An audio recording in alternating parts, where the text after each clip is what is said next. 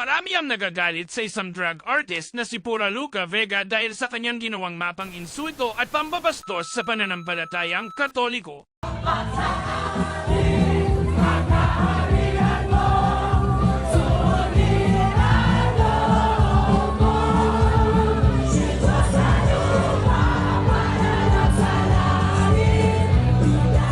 At dahil dito, marami ang bumabatikos sa kanya mula sa mga deboto, kasama na ang ilang mambabatas at mismong Catholic Bishops Conference of the Philippines CBCP. Pakiusap lang, let's be fair.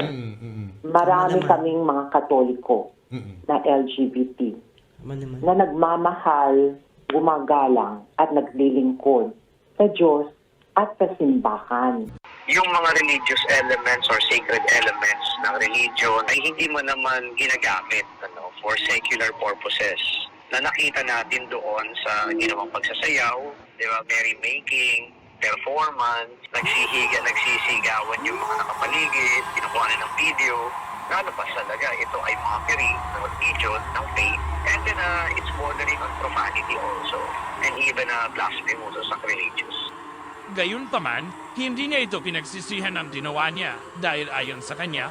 But I really did that performance as a way for me to kind of heal the exclusion I have experienced as a Catholic, as a queer person, being made to feel that I don't really belong, or yun. So this was when I did that, because I've always been doing Drag Jesus as a way to kind of heal that hurt that I've experienced being excluded.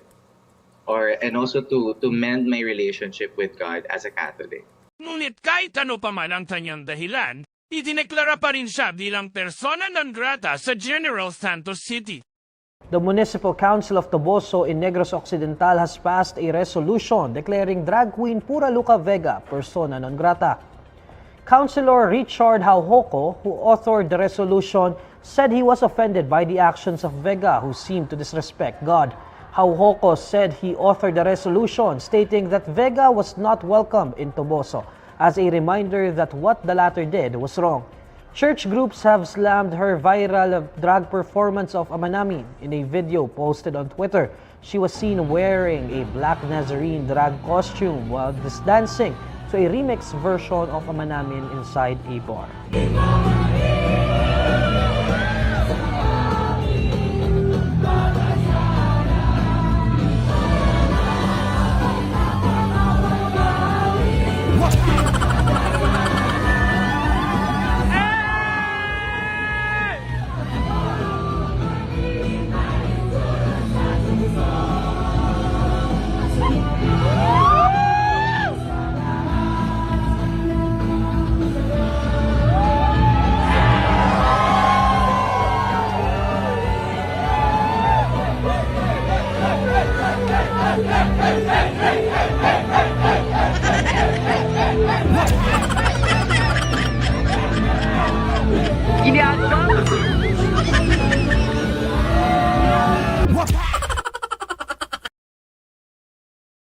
Ang kabuluhan ng isang pamayanan ay nakasalalay sa pagtanggap nito sa karapatan ng bawat isa na magkaroon ng sariling pananaw.